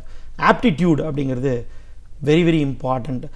ஏன்னா இன்றைக்கி ஒரு மருத்துவராக போகிறேன், நான் வந்து அவங்களுக்கு வந்து ஒரு சர்வீஸ் பண்ண போகிறேன், ஃப்ரீ ஆஃப் காஸ்ட் நான் வந்து பண்ணி டாக்டராக செய்வேன் அப்படின்னா, பட் அங்கே அந்த டாக்டர் ஆகிறதுக்கான என்னென்ன விஷயங்கள் தேவை அப்படிங்கிறது ஒரு டாக்டர் கூடயே இருந்து, ஒரு இன்ஜினியர் கூடயே இருந்து ட்ராவல் பண்ணும்பொழுது தான் அந்த மாணவர்களுக்கு தெரியும் அதனுடைய அந்த ஜாப்போட ப்ரொஃபைல் என்ன ஜாப் ப்ரொஃபைல் இது தெரியாமல் எல்லாருக்கும் ஆசைகள் இருக்குது நிறையா. என் மகனை டாக்டர் ஆக்கணும், என் பொண்ணை இன்ஜினியர் ஆக்கணும் அப்படின்னு. பட் அது மட்டுமே ஒரு அடிப்படை தன்மையாக இருக்காது. ஸோ இந்த வேலைவாய்ப்பின் தன்மை, நம்ம தொழில் சார்ந்த கல்வி, இது ரெண்டுக்கான ஒரு பிரிட்ஜ், ஒரு பாலம், இதை அமைத்தால் மட்டும்தான் நம்ம கொடுக்கக்கூடிய கல்வி, அவங்களுக்கான எதிர்கால வாய்ப்புகள், இது ரெண்டையும் மீட் அவுட் பண்ணும் பொழுது கண்டிப்பாக மாணவர்களுக்கு அந்த ஆர்வம் இன்னும் தூண்டப்படும். மேலும் நம்ம என்ன படிக்கிறோம் அப்படிங்கிறத கரெக்டாக அவங்க கொண்டு போய் இம்ப்ளிமெண்ட் பண்ண முடியும். ஏன்னா இன்றைக்கி உள்ள காலகட்டத்தில் நிறைய பொறியாளர்கள் ஆசிரியர்களாக பணியாற்றுறாங்க இன்றைக்கி எங்களோட. சில சமயம் அது ரொம்ப வருத்தம் அளிக்கிறது. ஏன் அப்படின்னா அது ஒரு டெக்னிக்கல் கோர்ஸ். அதை தாண்டி அவங்க வந்து இங்கே வர்றாங்க அப்படின்னா த ஸ்ட்ரெஸ் அவங்க என்ன ஃபேஸ் பண்ணுறாங்க அப்படிங்கிறது. இன்னொன்று, இந்த ட்ரெண்ட் இஸ் ஆல்சோ சேஞ்சிங். இன்றைக்குள்ள காலகட்டத்தில் பார்த்தீங்கன்னா எல்லா ஆர்ட்ஸ் அண்ட் சயின்ஸ் காலேஜஸும் நிறையா ஃபில்லப் ஆக ஆரம்பிச்சிருச்சு. Number of seats for engineering college reduce. Again it is like a cycle. இது அப்படியே மேலே போய் திரும்பி வருது. அப்போது இது எல்லாத்தையும் திங்க் பண்ணி பாலிசி மேக்கர்ஸ், எஜுகேஷனிஸ்ட், இவங்க வந்து ரிசர்ச்சர்ஸ், அகடமிஷியன்ஸ், இவங்க எல்லாரோட ஒப்பீனியனோட ஒரு கல்வி முறையானது நம்ம ரெடி பண்ணோன்னா ரெடி ஃபார் ஃப்யூச்சர் அப்படின்ற மாதிரி இருக்கக்கூடிய ஒரு கல்வி முறை. அதில் தேர்வுக்கு அந்த அளவுக்கு பெருசாக ஒரு முக்கியத்துவம் கொடுக்காத ஒரு கல்வித்துறை கல்வி செயல்பாடுகள் இருந்தால் நல்லாயிருக்கும். ஏன் அப்படின்னா இன்றைக்கி நம்ம எல்லாமே படிக்கிற வைக்கிறத விட உடனே தேர்வுக்கு தான் நம்ம தயார் பண்ணுறோமே தவிர அவங்களோட எதிர்காலத்துக்காக நம்ம தயார் பண்ணுறது இல்லை. ஸோ இந்த மாதிரியான ஒரு கல்வி முறை இருக்கணுன்றதான் எங்களோட விருப்பம். என்னோட அப்போ அதுக்காக இப்போ இருக்கிற கல்வி முறை தப்பு அப்படிங்கிறத நான் சொல்ல வரல. இதில் சில பல மாற்றங்கள் கண்டிப்பாக கொண்டு வந்து அதை வந்து பிரிட்ஜ் பண்ணாங்கன்னா, அந்த பிரிட்ஜிங் அப்படின்னு நாங்கள் சொல்லுறது பண்ணாங்கன்னா கண்டிப்பாக it should be skill paste education system than knowledge paste education system. கண்டிப்பாக அந்த ஸ்கில் பேஸ்டு அப்படின்னு பேசும்போது தான் மற்ற வெளிநாடுகளோட நம்ம கல்வி தரத்தை ஒப்பிட்டு பார்க்க வேண்டிய ஒரு சூழலில் இருக்கும். இன்றைக்கி மற்ற ஒரு வெளிநாடுகளில் அப்படின்னு பார்க்கும்போது அந்த ஒரு கிண்டர் கார்டன் முடிச்சிட்டோ இல்லை இந்த ப்ரைமரி லெவல் வரும்போதே அவங்களுக்கான ஒரு தனித்துவம், இண்டிவிஜுவலிட்டி அப்படின்னு போகுது. பட் அஃப்கோர்ஸ் மற்ற எல்லாருமே போற்றி சொல்கிற அளவுக்கு அகடமிக் அப்படின்னு வரும்போது Indian school of board of education very strong அப்படின்னு சொல்கிறோம். பட் ஓவராலாக பார்க்கும்போது இந்த ஸ்பெஷலைசேஷன், இண்டிவிஜுவாலிட்டி, அவங்களே அவங்களுடைய லைஃப்க்கு உண்டான விஷயங்களை திங்க் பண்ணி டெசிஷன் எடுக்கிறதுலாம் மற்ற நாடுகளில் அந்த டீனேஜ் வரும்போது கேரியரை அவங்க டிசைட் பண்ணுற லெவலுக்கு நிறைய ஸ்டூடெண்ட்ஸே பண்ணுறதை பார்க்குறோம். இங்கே இந்தியன் போர்ட் ஆஃப் எஜுகேஷன்ஸில் வந்து நம்ம இன்னும் அப்படி வரலன்னு சொல்கிறோம். ஒரு கல்வியாளராக எப்படி பார்க்குறீங்க இது ரெண்டுத்தையும் ஒப்பிட்டு? முதல்ல நமக்கு இருக்கக்கூடிய ஒரு பெரிய அப்டக்கிள் அப்படின்னு நான் பார்க்குறது என்ன அப்படின்னா பார்த்தீங்கன்னா மக்கள் தொகை. இந்தியா அப்படிங்கிறது ஒரு பறந்து விரிந்த நாடு, இவ்வளோ பெரிய மக்கள் தொகை கொண்டது. இதுவுமே ஒரு பெரிய ஒரு தடையாக தான் இருக்குது. இப்போ ஃபின்லாண்டை இப்போ நீங்கள் எடுத்துக்கிட்டிங்கன்னா Finland education system is the best education system இப்போ அப்படின்னு சொல்கிறாங்க. நான் இது வரைக்கும் நான் ஃபின்லாண்ட் போனதில்லை. பட் நான் கேள்விப்பட்ட அளவுக்கு கல்வியாளர்கள் போயிட்டு வந்து அவங்க எங்கள் கூட உரையாடல் பகிர்ந்த அளவுக்கு அங்கே மாணவர்களுக்கு நீங்கள் சொன்ன மாதிரி போய் தேடுதல் அப்படின்றத வந்து கொடுக்குறாங்க. இண்டிவிஜுவாலிட்டி, இது செல்ஃப் அசஸ்மெண்ட் ஸ்கீம் இருக்குது. மாணவர்கள் மேலே பெற்றோர்களுக்கு நம்பிக்கை இருக்குது. ஸோ இந்த மாதிரியான தாட்ஸ், ஒரு ப்ராட் மைண்டட்னஸ், இது இன்னும் நமக்கு வரல அப்படிங்கிறது தான் ஒரு வருத்தம் அளிக்கக்கூடிய ஒரு செய்தி. ஒரு கல்வியாளரை நாங்கள் பார்க்குறது அப்படி தான். நிறைய சுதந்திரம் மாணவர்களுக்கு கொடுக்கும் பொழுது அதை கம்ப்ளீட்டாக அப்படியே விட்டுருது அப்படின்னு இல்லாமல் restricted freedom we call it as, ஒரு வரையறுக்கப்பட்ட சுதந்திரம் அதை நம்ம கொடுக்கும் பொழுது கண்டிப்பாக மாணவர்களுக்கு அந்த உந்துதல், ஒரு மோட்டிவேஷன் நம்ம கொடுக்குறோம். பட் இது என்ன பண்ணுறோம் அப்படின்னா நம்ம ஸ்பூன் ஃபீடிங்காக அதை எடுத்துகிட்டு போகிறோம். அப்படி இல்லாமல் சுயமாக சிந்திப்பதற்கான நம்ம கொடுக்கக்கூடிய ஒரு அசைன்மெண்ட்ஸோ, ஒரு ப்ராஜெக்ட்ஸோ, ஒரு ஒர்க் ஷீட்ஸோ, பயிற்சித்தாளோ இந்த மாதிரி நம்ம கொடுக்கும் பொழுது கண்டிப்பாக மாணவர்களுக்கு அது மேலே ஒரு இன்ட்ரெஸ்ட் வரும். அதை கண்டிப்பாக செய்ய ஆரம்பிப்பாங்க. மற்ற நாடுகளில் அப்படின்னு பார்த்தீங்கன்னா அவங்களுடைய தாட்ஸ் அப்படின்னு சொல்லக்கூடிய அவங்களோட இது வந்து எப்படின்னா முறைகள் வந்து ஈவன் ஆசிரியர் பயிற்சி முறைகள் கூட நம்மளுக்கும் அவங்களுக்கும் நிறைய வேறுபாடுகள் இருக்குது. பெனிஃபிட்ஸ் ஃபார் த டீச்சர்ஸ் அப்படிங்கிறது, ஆசிரியர்களுக்கான பெனிஃபிட்ஸ் அப்படின்னு பார்த்தீங்கன்னா entirely it is different comparing to our country. So அதுவும் கூட ஒரு ஆசிரியர்களுக்கு ஒரு உற்சாகத்தை கொடுக்கக்கூடியது. ஸோ ஆசிரியர்களுக்கான அந்த அங்கீகாரம், ஆசிரியர்களுக்கான அந்த சம்பள விகிதம், மேலும் மாணவர்கள் மேலே வச்சுக்கக்கூடிய ஒரு நம்பிக்கை, இது எல்லாமே கண்டிப்பாக இதை வந்து நம்ம முறைப்படுத்தணும்னா கண்டிப்பாக நம்மளும் மற்ற நாடுகளுக்கு இணையாக கொண்டு போகலாம். என்னோட ஒரே ஒரு கருத்து என்ன அப்படின்னா, மற்ற நாடுகளில் இருக்கக்கூடிய அளவுக்கு இப்போ டெக்னாலஜி நம்மளுதுலேயுமே தொழில்நுட்பமானது வளர்ந்துருச்சு. இன்ஃபேக்ட் எல்லா ஏரியாலையுமே நம்ம வந்து வி ஆர் காம்பீட்டிங் ஈக்குவலி, அவங்களுக்கு நிகராகவே நம்ம ட்ராவல் பண்ணிகிட்டு இருக்கோம். இந்த சில விஷயங்கள் இப்போ நான் சொன்னது அது மட்டும் மக்கள் தொகை பெருக்கமாக இருக்கட்டும், இல்லை the எக்ஸ்போஷர் என்று சொல்லக்கூடிய அந்த இது வந்து நம்மளுக்கு நிறைய மிஸ்ஸிங்கு. இன்னொன்று நம்ம அதை எடுத்துக்கொண்டு போகக்கூடிய முறைகள், இது மட்டும் நம்ம மாற்றணும்னா கண்டிப்பாக மிற்ற எந்த நாடுக்கு நிகராகவுமே நம்ம நாடுமே ஒரு வளர்ந்த நாடாக, ஏன்னா அப்துல் கலாம் அவர்களோட கனவே அதுதான் 2020. அப்போ அதை வந்து நினைவாக்கணும் அப்படின்னா முதல்ல நம்ம எடுத்துக்கொள்ளக்கூடிய கல்வியாக தான் இருக்க வேண்டும். அது வழியாக மட்டும்தான் நம்ம ஜெயிக்க முடியும். ஸோ அந்த மாற்றங்கள் வரணும், மற்ற நாடுகளுக்கு இணையாக நம்ம இதை எடுத்துகிட்டு போகணும் அப்படின்னா கண்டிப்பாக இதில் நிறைய மாற்றங்கள், இது கல்வியாளராக எங்கள் கையிலலாம் இல்லை, இது வந்து ஈவன் இந்த பாலிசி மேக்கர்ஸ் நாங்கள் சொன்னது எஜுகேஷன் இது டாப் டு பாட்டம் அது ஃப்ளோ ஆகணும். ஸோ அப்படி வரும்பொழுது கண்டிப்பாக மற்ற நாடுகளுக்கு இணையாக நம்ம வந்து உறுதியாகவே அதை நாங்கள் சொல்ல முடியும். ஒரு கல்வியாளராக, ஆசிரியருக்கான ஒரு பயிற்சியாளராக, கல்வி அப்படிங்கிறது என்ன, எதுக்காக நம்ம ஒரு குழந்தைய பள்ளிக்கூடத்துக்கு அனுப்புகிறோம், அங்கே என்ன மாதிரியான ஒரு மாற்றங்கள் நிகழுது, கல்வி கூடம் அப்படின்னு வரும்போது ஸ்கூல்ஸில் எப்படி வகைப்படுத்தியிருக்காங்க, kindergarten, primary, high school, அந்த ஒவ்வொரு நிலைகளுக்குமே ஆசிரியருக்கான ஒரு பயிற்சிகள் அப்படிங்கிறது மாறுபட வேண்டிய அவசியம் என்ன, இன்றைய சூழலில் ஸ்டூடெண்ட் டீச்சர் ரேப்போ அப்படிங்கிறது எப்படி இருக்குது, மற்ற நாடுகளை ஒப்பிட்டு பார்க்கும்போது நம்மக்கிட்ட சில குறைபாடுகள் இருக்குது, அதை செஞ்சாலே நம்ம வந்து பெரிய அளவில் ஒரு சாதனையை பண்ண முடியும். பல விஷயங்களை எங்களோட நீங்க பகிர்ந்ததுக்கு நன்றி. இலக்கிய தேடல்கள், வரலாற்று சான்றுகள், இவைகளிலிருந்து நாம் அறிந்திராத பல அரிய தகவல்களை நமக்கு சிறு சிறு தொகுப்புகளாக அழகு தமிழில் வழங்க வருகிறார் பேராசிரியர் சு. வீரபாண்டியன் அவர்கள். நம் விடியலே வா நிகழ்ச்சியின் அடுத்த பகுதியாக வரவிருப்பது ஒன்றே சொல் நன்றே சொல்.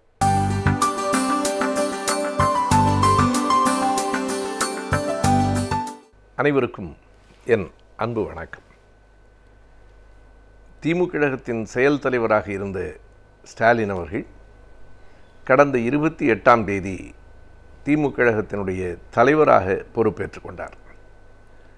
அவர் கட்சியில் உறுப்பினராக தொடங்கி தலைவராக ஆகிற வரையில் படிப்படியான பல்வேறு நிலைகளில் கட்சிக்கு பணியாற்றி இறுதியாக கட்சியினுடைய மிக உயரமான தலைமை பதவிக்கு வந்து சேர்ந்திருக்கிறார். இதில் பல செய்திகளை நாம் ஒப்பிட்டு பார்க்கலாம். அவர் பதவியேற்றுக்கொண்ட அந்த ஆகஸ்ட் 28ஆம் தேதி தான் கால்டுவெல்லினுடைய நினைவு நாள். கால்டுவெல் தான் திராவிட இயக்கத்திற்கான விதைகளை தூவியவர் என்று நாம் கூறலாம். எனவே எந்த கால்டுவெல் இந்த மண்ணில் திராவிட இயக்கத்தை தொடக்கி வைப்பதற்கு காரணமாக இருந்தாரோ அவருடைய நினைவு நாளில் இவர் தலைவராக பதவியேற்றிருக்கிறார். அது மட்டுமல்லாமல் தலைவர் கலைஞர் அவர்கள் தலைவராக பதவியேற்றுக் கொண்டதும் 28ஆம் தேதி தான். அந்த 28 என்கிற எண்ணில் எந்த ராசியும் இல்லை. தற்செயலாக அவரும் 28ஆம் தேதி தான் பதவியேற்றுக் கொண்டார். ஆனால் அது ஜூலை 28, 1969. இன்னொரு விதமான ஒருங்கிணைவையும் நாம் பார்க்க நேருகிறது. அது ஒரு விதத்தில் துயரமானது. எந்த ஜூலை 28ஆம் நாள் தலைவர் கலைஞர் அவர்கள் கழகத்தின் தலைவராக பொறுப்பேற்றுக் கொண்டாரோ அதே ஜூலை 28ஆம் நாள் தான் அவர் மிகவும் உடல்நலம் குன்றி போய் மருத்துவமனையில், காவேரி மருத்துவமனையில் நள்ளிரவில் கொண்டு வந்து சேர்க்கப்பட்டார். 69 ஜூலை 28லிருந்து 2018 ஜூலை 28 வரைக்கும் சரியாக 49 ஆண்டுகளை நிறைவு செய்த நள்ளிரவில்தான் அவருடைய உடல்நிலை மிகவும் கவலைக்கிடமாயிற்று. அதற்கு பிறகு 10 நாள்கள் தான் ஐயா கலைஞர் அவர்கள் நம்மோடு இருந்தார். எனவே இந்த 28 என்கிற எண் பொருத்தங்கள் இவைகளெல்லாம் இயல்பாக அமைந்த ஒருங்கிணைவு என்பதற்காக குறிப்பிடுகிறேனே தவிர, எது சிறப்பு என்றால் தலைவராக பொறுப்பேற்று கொண்டதற்கு பிறகு தலைவர் ஸ்டாலின் அவர்கள், இனிமேல் தளபதி அல்ல, தலைவர் ஸ்டாலின் அவர்கள் ஆற்றிய அந்த ஏற்புரைதான் ஒரு வரலாற்று சிறப்பு மிக்க உரை என்று சொல்ல வேண்டும். எல்லா உரைகளும் அப்படிப்பட்ட சிறப்புகளை பெற்றுவிடாது. மிகச்சில உரைகள் தான். ஒவ்வொரு தலைவரும் பேசுகிற உரைகளிலும் கூட ஏதேனும் எங்கோ ஒன்றுதான் இப்படி புகழ்மிக்க உரையாக அமையும். உலக வரலாற்றில் கெட்டிஸ்பர்க் ஸ்பீச் என்று சொல்லுவார்கள். ஆப்ரஹாம் லிங்கன் கெட்டிஸ்பர்க்கிலே பேசிய அந்த பேச்சு மிக குறுகிய நேரம், ஆனால் மிக நீண்ட காலம் இன்னமும் உலகத்தில் நின்று நிலவுகிற உரை. அது உலக புகழ்பெற்ற உரை என்று இப்போதும் அழைக்கப்படுகிறது. நாம் இதனை உலக புகழ்பெற்ற உரை என்று சொன்னால் அது மிகையாகும். ஆனாலும் தமிழக வரலாற்றில் நின்று நிலைக்கப் போகிற தமிழ் வரலாற்றின் புகழ்பெற்ற உரை இது என்பதிலே எந்த மாற்றமும் இல்லை. கடந்த 4 ஆண்டுகளாகவே மதவாதத்தை, இந்தியாவினுடைய பன்மைத்துவத்தை அழிக்கிற போக்கையெல்லாம் திமுக கழகம் தொடர்ந்து எதிர்த்து கொண்டுதான் வந்திருக்கிறது என்றாலும் கடந்த 4 நாள்களாக பல்வேறு விதமான வதந்திகள் திட்டமிட்டே உருவாக்கப்பட்டன. ஒரு புகழாஞ்சலிக்கு யார் வேண்டுமானாலும் வந்து தங்கள் இரங்கலை தெரிவிக்கலாம். அதுதான் நாகரிகம், பண்பாடு. பொதுவாக நாம் பல நேரங்களிலே பலரும் பேச கேட்டிருக்கிறோம். வடநாட்டிலே எல்லாம் தலைவர்கள் எதிரும் புதிருமாக இருந்தாலும் பண்பாட்டு நிகழ்வுகளில், துக்க நிகழ்வுகளில் மிக இயல்பாக ஒருங்கிணைந்து ஒருவரோடு ஒருவர் பழகுகிறார்கள். அந்த நாகரிகம் தமிழ்நாட்டில் இல்லையே என்று ஆதங்கப்படுவதை பார்த்திருக்கிறோம். இன்றைக்கு அந்த நிலை மாறி எல்லா கட்சி தலைவர்களும் ஒரு மேடைக்கு வருவது, தலைவர் கலைஞர் அவர்களினுடைய நினைவு ஏந்தல் கூட்டத்திற்கு பாரதிய ஜனதா கட்சியிலிருந்தும் இங்கு வந்து பேசுவது, வாஜ்பாய் அவர்களினுடைய இரங்கல் கூட்டத்தில் திமுக கழகத்திலிருந்தும் அங்கு போய் பேசுவது என்கிற ஒரு நாகரிகம் மிகுந்த நிலை இன்றைக்கு வந்து கொண்டிருக்கிறது. ஆனால் இப்போது இதனை பாராட்டாமல் கூட்டணிக்கான அச்சாரம் என்று இதற்கு இன்னொரு உள் விளக்கத்தை 4 நாட்களாக பலரும் சொல்லிக் கொண்டிருந்தார்கள். பல ஊடகங்களிலும் அப்படிப்பட்ட விவாதங்கள் நடைபெற்று கொண்டிருந்தன. இந்த விவாதங்களுக்கெல்லாம் அன்று வரையில் செயல் தலைவராக இருந்த ஸ்டாலின் அவர்கள் எந்த விடையும் சொல்லவில்லையே என்றும் சிலர் வாதிட்டார்கள். எல்லோருக்குமாக சேர்த்து தலைவர் பொறுப்பை ஏற்றுக்கொண்ட மறு நிமிடமே அனைத்து விதமான வதந்திகளையும் தகர்த்து எறிந்து தங்கள் நிலைப்பாடு என்ன என்பதை எந்த குழப்பமும் இல்லாமல் தெளிவாக அவர் பேசிய உரைதான் அது. திராவிட இயக்கத்தின் அடிப்படை தூண்கள் எவை, திராவிட இயக்கம் எதனை தனக்கு எதிராக பார்க்கிறது என்கிற இரண்டையும் அந்த உரையில் விளக்கியிருந்தார். அந்த உரைக்கு இருக்கிற இன்னொரு மிகப்பெரிய சிறப்பு, மிக இயல்பாக தன்னை பற்றிய ஒரு சுய விமர்சனத்தோடு அந்த உரை தொடங்கிற்று. நான் கலைஞர் இல்லை, கலைஞரைப் போல என்னால் பேசவும் எழுதவும் முடியாது, ஆனால் எதனையும் ஏற்று வழிநடத்த முடியும் என்கிற துணிவோடு உங்கள் முன்னால் வந்து நிற்கிறேன் என்பதை விட மிக தெளிவான, மிக அடக்கமான, மிக பண்பு வாய்ந்த ஒரு விளக்கம் வேறு எதுவும் இருக்க முடியாது. எல்லோருமே தலைவர் கலைஞர் அவர்களைப் போல எழுத்தாளராக, பேச்சாளராக, கவிஞராக, பாடலாசிரியராக, சட்டமன்றத்தினுடைய மிகச் சிறப்பு வாய்ந்த ஒரு உறுப்பினராக, நிர்வாகியாக, கட்சி தலைவராக இருந்துவிட முடியாது. இத்தனை துறைகளிலும் ஒருவர் இருந்தாக வேண்டும் என்கிற கட்டாயமும் இல்லை. அது கலைஞர் அவர்களுக்கு இயல்பாக வாய்த்தது. ஆனால் தலைவர் ஸ்டாலின் அவர்கள் மிகச் சரியாக சொல்லியிருக்கிறார், கட்சியை நடத்தி செல்லுவதில் நான் சரியாக இருக்கிறேன், உழைப்பேன், எதையும் எடுத்து செய்ய முடியும் என்கிற துணிச்சலோடு இருக்கிறேன். இதுதான் ஒரு கட்சி தலைமைக்கு தேவையானவைகள். அதை சொல்லிவிட்டுத்தான் அவர் சொல்லுகிறார், திராவிட இயக்கம் என்பதும் திராவிட முன்னேற்றக் கழகம் என்பதும் பகுத்தறிவு, சுயமரியாதை, சமூக நீதி, சமத்துவம் ஆகிய 4 தூண்களில் உருவாக்கப்பட்ட கோட்டை. திராவிட இயக்கத்தின் கோட்பாடுகளை இதனை விட எளிமையாக, உறுதியாக யாரும் சொல்லிவிட முடியாது. 4 தூண்கள் வேண்டும். ஒரு கட்டிடம் எழுந்து நிற்க வேண்டுமானால் 4 தூண்கள் வேண்டும். ஒரு தூண் பகுத்தறிவு, 2வது தூண் சுயமரியாதை, 3வது தூண் சமூக நீதி, 4வது தூண் சமத்துவம். இந்த 4 தூண்களில்தான் திராவிட இயக்கம் என்னும் கோட்டை எழுந்து நிற்கிறது. அதனுடைய நீட்சிதான் திமுக கழகம். எனவே தான் எங்கே இருக்கிறோம், எந்த இயக்கத்திற்கு தலைமை தாங்க வந்திருக்கிறோம், அந்த இயக்கத்தின் அடிப்படை கோட்பாடுகள் எவை என்பதை தெளிவாக தெரிந்து ஆற்றி அந்த உரையில் யார் நம்முடைய எதிர் அரசியலை சார்ந்தவர்கள் என்பதையும் சொல்லுகிறார். எதனால் என்பதையும் சொல்லுகிறார். மத்திய அரசையும் மாநில அரசையும் பொறுப்பேற்ற உடனேயே இவ்வளவு கடுமையாக விமர்சனம் செய்வதற்கு ஒரு பெரிய துணிச்சல் வேண்டும். சிலர் சொல்வார்கள், பதவி ஏற்றுக்கொண்டவுடன் நன்றி சொல்லிவிட்டு நிறுத்திவிடலாமே என்று. அது சடங்கு. நான் எங்கே இருக்கிறேன், எதற்காக இந்த பொறுப்பை ஏற்கிறேன், என்ன செய்ய போகிறேன், எது நம்முடைய பகை இலக்கு என்கிற எல்லாவற்றையும் மிக தெளிவாக சொல்லுகிறார். அதற்கு காரணத்தையும் சொல்லுகிறார். இந்தியா முழுவதும் காவிமயமாக வேண்டும் என்று காவி சாயத்தை பூசிக்கொண்டிருக்கிறவர்களை எதிர்க்கிறேன். கலை, இலக்கியம், கல்வி என எல்லாவற்றிலும் பன்மைத்துவத்தை துடைத்து ஒரு விதமான ஒரு ஆதிக்க போக்கை கொண்டு வருவதை எதிர்க்கிறேன். அதை தூக்கி எறிய வா என்று உடன்பிறப்பை அழைப்பதும், மாநில அரசையேன் தூக்கி எறிய வேண்டும், முதுகெலும்பே இல்லாத ஓர் அரசு என்கிற கடுமையான விமர்சனத்தோடு அவர்களிடம் கொள்கை இருக்கிறது, தவறாக இருக்கிறது. இவர்களிடம் கொள்கையே இல்லை.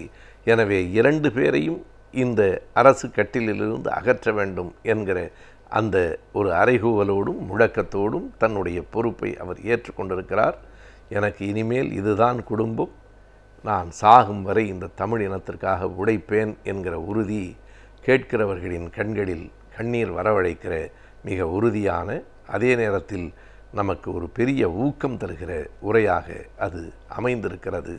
ஒரு புதிய சகாப்தத்தை மறுபடியும் தலைவர் ஸ்டாலின் அவர்கள் தொடக்கி வைத்திருக்கிறார் என்பதை அந்த உரை விளக்கிற்று. இன்றைய காலகட்டத்தில் நாளுக்கு நாள் நாம் பல புதிய நோய்களுக்கு ஆளாகின்றோம். எனவே இந்த நோய்களிலிருந்து நம்மை நாம் எவ்வாறு பாதுகாத்துக் கொள்ளலாம் என்பதை பற்றி நாம் பார்க்கலாம். ஆலோசனை நேரத்தில் அடுத்து வருவது மருத்துவம்.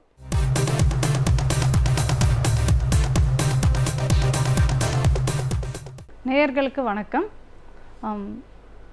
இன்று நமது ஆலோசனை நேரத்தில் நம்ம இப்போ கண் புரையை பற்றி பார்க்க போகிறோம். கண் புரை அப்படின்னா கேட்ராக்ட் அப்படின்னு சொல்கிறோம். ஸோ கண்ணை உள்ள எல்லாருக்கும் பார்த்திங்கன்னா லென்ஸ் அப்படின்ற ஒரு பார்ட் இருக்குது. எப்படி கேமராவில் வந்து லென்ஸ் இருக்கோ அந்த மாதிரி அதுதான் வந்து நம்ம ஃபோக்கஸ்க்கு ரொம்ப ஹெல்ப்ஃபுல்லாக இருக்குது. ஸோ அந்த லென்ஸு கிறிஸ்டல் கிளியராக, கண்ணாடி போல் கிறிஸ்டல் கிளியராக நம்ம சிறு வயதிலேருந்து இருக்கும். பட் ஏஜ் ஆக ஆக என்ன ஆகுதுன்னா அது வந்து உங்களுக்கு க்ளவுடி ஆகிடுது. க்ளவுடிங் ஆஃப் த கிறிஸ்டலைன் லென்ஸை தான் கேட்ராக்ட், அதாவது கண் புரை அப்படின்னு சொல்கிறோம். ஸோ அந்த கேட்ராக்ட் வந்து நிறைய டைப்ஸ் இருக்குது. அது யாருக்கு வரும் அப்படின்னு கேட்டிங்கன்னா, ஜென்ரலாக பார்த்திங்கன்னா அது 60 வயசு, 50லேருந்து 60 வயசு ஏஜ்னால் வருது. அது வந்து வயசானால் எப்படி தலைமுடி நரைக்குதோ அந்த மாதிரி கண்ணு உள்ளே இருக்கிற அந்த லென்ஸ் வந்து பழுதாகுது, அந்த க்ளவுடி ஆகுது. ஸோ அதனால் பார்க்கும்போது எப்படி தெரியும்? பார்க்கும்போது அவங்களுக்கு வந்து லைட்டாக வந்து கண்ணு முன்னாடி ஒரு எண்ணெய் படிஞ்சிருந்தால் எப்படி இருக்குமோ அந்த மாதிரியோ, இல்லை புகை படிஞ்சால் எப்படி இருக்குமோ அந்த மாதிரி தெரியலாம். சிலருக்கு ஒரு இமேஜே வந்து 2-3 தெரியும். ஒரு நிலாவை பார்க்கும்போது ஒரு 2-3 நிலாவாக தெரியும். ஒரு சிலருக்கு வந்து லைட்டாக கிளேர் மாத்திரம் இருக்கும். நைட்டில் வண்டி ஓட்டும்போது பார்த்திங்கன்னா ரொம்ப கிளேர் அடிக்கிற மாதிரி இருக்கும். ஸோ அது வந்து கண்புரை இருக்கிறதுக்கு வாய்ப்பு இருக்குது. ஸோ இது வயசானவங்களுக்கு வர்றது மட்டும் இல்லை, சில சமயம் 30 வயசு 40 வயசு ஆளுங்களுக்கும் இது வரத்துக்கு வாய்ப்பு இருக்குது. அதுபோல் வந்ததுன்னா ஏதாவது ஒரு காரணம் இருக்கும். ஸோ ஏதாவது அடிபட்டிருக்கலாம், இல்லைன்னா வந்து அவங்க வந்து டயபெட்டிக்காக இருந்து புவர் கண்ட்ரோலாக இருந்திருக்கும். சரியாக வந்து டயபெட்டிஸை கண்ட்ரோல் பண்ணாமல் இருந்தால் அவங்களுக்கு இந்த மாதிரி கேட்ராக்டு வேகமாக வந்து வரலாம்.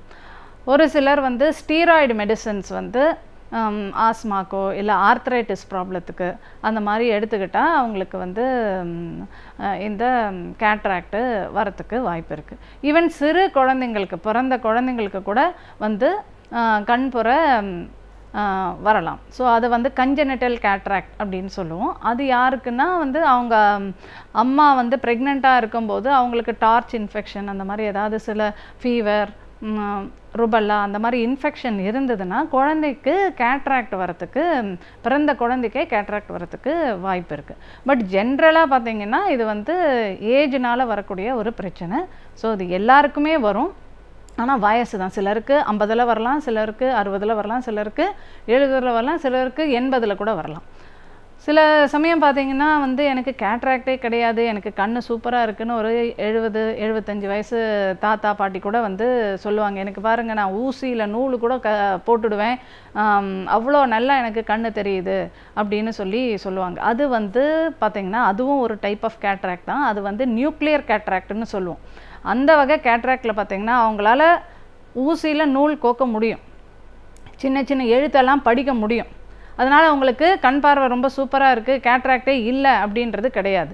அந்த வகை கேட்ராக்டு கிட்ட பார்வையை உண்டு பண்ணும். ஸோ கிட்ட பார்வைன்றது ஷார்ட் சைட் இல்லையா, ஷார்ட் சைட்டு ரொம்ப நல்லா இருக்கிறதுனால அவங்க வந்து ரொம்ப ஹாப்பியாக எனக்கு எல்லாமே நல்லா தெரியுது அப்படின்னு சொல்லுவாங்க. ஆனால் எதிரில் ஒரு அடி தூரம் இல்லை 2 அடி தூரத்தில் யாராவது வந்தாங்கன்னா அது யார் என்னன்ற அடையாளம் கூட தெரியாது, குரலை வச்சு தான் அவங்க யார் என்ன அப்படின்னு கண்டுபிடிப்பாங்க. ஸோ அதனால் கேட்ராக்ட்ன்றது ஒரு பிரச்சனை கிடையாது. ஆனால் அதுக்கு மருந்தோ மாத்திரையோ தீர்வும் கிடையாது. அது வந்து அறுவை சிகிச்சை மூலமாக தான் அதை சரி பண்ணிக்க முடியும். அறுவை சிகிச்சைன்னு பார்த்தீங்கன்னா இப்போ முன்னாடி இருந்தது போல் இல்லை. இப்போ நிறைய அட்வான்ஸ்மெண்ட்ஸ் அந்த கேட்ராக்ட் சர்ஜரியை பொறுத்து வந்திருக்கு. ஆல்மோஸ்ட் நம்மளுடைய ட்ரீட்மெண்ட் எல்லாமே வேர்ல்டு கிளாஸ் ஸ்டாண்டர்ட் அளவுக்கு இருக்குது. இப்போ அதை பற்றி பேசணுன்னா நவீன அறுவை சிகிச்சை அப்படின்னா ஃபேக்கோ எமல்சிஃபிகேஷன் அப்படின்னு சொல்கிறோம். அதுவே பார்த்திங்கன்னா முன்னாடி ஒரு 10 மில்லிமீட்டர் இன்சிஷன்னா அந்த ஓப்பனிங்கை போட்டு அந்த கண் பொறைய முழுசாக அப்படியே எடுத்துட்டு உள்ளே இருக்கிறத க்ளீன் பண்ணிவிட்டு ஒரு லென்ஸை உள்ளே புகுத்துறது, அதுக்கப்புறம் ஒரு தையல் எல்லாம் போட்டு பண்ணியிருந்தாங்க. அதுனா நீங்கள் கிட்டத்தட்ட 45 நாள் ரெஸ்ட் எடுக்கணும். அதே போல் கட்டு பச்சை கலர் துணியில் கட்டு போட்டு இருந்திருப்பாங்க. ஸோ அதெல்லாம் இப்போ அட்வான்ஸ் ஆகி இப்போ பார்த்தீங்கன்னா 2.2 மில்லிமீட்டர் இல்லை அதோட கம்மி 1.8 மில்லிமீட்டர் ஓப்பனிங்கில் பண்ண முடியும். அதுவும் இன்ஜெக்ஷன் கூட போடாமல் ஜஸ்ட்டு வெறும் ட்ராப்ஸ், நோ இன்ஜெக்ஷன். அதே போல் ஆப்ரேஷன் பண்ணி 1 மணி நேரத்தில் 2 மணி நேரத்தில் வீட்டுக்கு அவங்களே கூட கார் ஓட்டிகிட்டு போகிற அளவுக்கு அந்த அளவுக்கு அட்வான்ஸ்டாக இந்த கேட்ராக்ட் அறுவை சிகிச்சை வளர்ந்துருக்கு. இந்த மாதிரி அறுவை சிகிச்சை மைக்ரோ இன்சிஷன் கேட்ராக்ட் சர்ஜரி, அதுவும் ஃபேக்கோ எமல்சிஃபிகேஷன் சர்ஜரி தான். இதில் அந்த அல்ட்ராசோனிக் எனர்ஜியை யூஸ் பண்ணி அந்த கண் புறையை கண்ணு உள்ளேயே கரைச்சி இமல்சிஃபை பண்ணி அது உள்ளே சக் பண்ணி எடுத்துடுறோம். ஸோ அதுக்கப்புறமா அந்த சின்ன துவாரத்து வழியாகவே அது கண்ணு உள்ள ஒரு லென்ஸை அதாவது ஃபோல்டு பண்ணி வைக்கிறோம். ஸோ அந்த ஃபோல்டபிள் லென்ஸை உள்ளே வைக்கிறதுனால அவங்களுக்கு கண் பார்வை நல்லா ரொம்ப அருமையாக தெரியுது. அந்த ஓப்பனிங்கும் ரொம்ப சிறுசாக இருக்கிறதுனால அவங்க ஒரு 5-6 நாளில் அவங்க நார்மல் வேலையை பார்க்குற அளவுக்கு திரும்ப முடியுது. என்னதான் நீங்கள் 5 நாள் 6 நாளில் வேலையெல்லாம் பார்த்தா கூட அது ஹீலிங் 6 வீக்ஸ் ஆகும், என்ன டைப் ஆஃப் சர்ஜரி இருந்தாலும். ஸோ அதனால் அந்த 6 வீக்ஸ் கொஞ்சம் கேர்ஃபுல்லாக பார்த்துக்க வேண்டியிருக்கும். அண்ட் ட்ராப்ஸ் எல்லாம் போட வேண்டியிருக்கும். ஸோ இது கண் அறுவை சிகிச்சை பகுதியில் ஃபேக்கோ எமல்சிஃபிகேஷன், அதாவது மைக்ரோ இன்சிஷன் கேட்ராக்ட் சர்ஜரி மெத்தடில் பண்ணுற முறை. ஸோ இதில் என்ன பராமரிப்பு, முன்னாடி என்ன செக் பண்ணுவாங்க, அதுக்கப்புறமா என்ன நீங்கள் போஸ்ட் ஆப்ரேட்டிவாக என்ன கேர் எடுத்துக்கணும் அப்படின்னு பார்த்தீங்கன்னா, முன்னாடி என்ன செக் பண்ணுவாங்க அப்படின்னா உங்களுக்கு பிபி, சுகர் அது போல் ஏதாவது பிரச்சனை இருக்கா, விழி நரம்பில் ஏதாவது தொந்தரவு இருக்கா, நான் முன்னாடியே சொன்னது போல் கிளாக்கோமா பிரச்சனை ஏதாவது இருக்கா. ஏன்னா எல்லா பார்வை குறைவுக்கும் கண்புரை மாத்திரம் காரணம் கிடையாது. ஸோ கண்புரை கூட இருக்கும், கூடவே பின்னாடி விழித்திரையில் ஏதாவது சுகர்னாலேயோ இல்லைன்னா கிளாக்கோமானாலேயோ விழி நரம்பு பாதிச்சிருந்ததுன்னா உங்களுக்கு பழைய பார்வை சின்ன வயசில் எப்படி இருந்ததோ அந்த பார்வை திரும்புறதுக்கு வாய்ப்பு கொஞ்சம் கம்மி. ஏன்னா கேட்ராக்ட் மாத்திரம் உங்கள் பார்வை குறைவுக்கு காரணம் இல்லை. ஸோ அதை மாதிரி ஏதாவது விழி நரம்பில் பாதிப்பு இருக்கா, அப்படி பாதிப்பு இருந்ததுன்னா கேட்ராக்ட் பண்ணதுக்கப்புறமா அதையும் நீங்கள் சரி பண்ணிக்க வேண்டியிருக்கும். ஸோ அந்த சில ஸ்கேனிங் டெஸ்ட்டு அது பார்க்கணும். அதே போல் கண்ணை உள்ள என்ன பவர் லென்ஸ் வைக்கணும் அப்படின்றதுக்கு ஒரு ஸ்கேன் இருக்குது. ஸோ அந்த ஸ்கேன் பண்ணி உங்களுக்கு கண்ணு உள்ளே வந்து என்ன பவர் லென்ஸ் வைக்கணும் அப்படின்னு சொல்லி நம்ம பண்ணலாம். அந்த லென்ஸில் வந்து உங்களுக்கு 2-3 டைப்ஸ் இருக்குது. மோனோஃபோக்கல், மல்டிஃபோக்கல், டாரிக் அப்படின்னு 3-4 டைப் ஆஃப் லென்ஸ் வெரைட்டிஸ் இருக்குது. மோனோ அப்படின்னாலே வந்து சிங்கிள். ஸோ டிஸ்டன்ஸ் விஷனுக்கு அது வந்து ஒரு பர்டிகுலர் டிஸ்டன்ஸுக்கு அது ரொம்ப அருமையாக வந்து வேலை பார்க்கும்.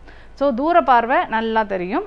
படிக்கணும், பேப்பர் படிக்கணும், எழுதணும் அப்படின்னா நீங்கள் கண்ணாடி போட்டுக்க வேண்டியிருக்கும். அதுவே மல்டிஃபோக்கல் அப்படின்னு ஒரு லென்ஸ் இருக்குது. மல்டிஃபோக்கல் லென்ஸ் இருந்ததுன்னா உங்களுக்கு வந்து தூர பார்வைக்கும் கண்ணாடி வேண்டாம், கிட்ட பார்வைக்கும் நீங்கள் கண்ணாடி போட வேண்டிய அவசியம் இருக்காது.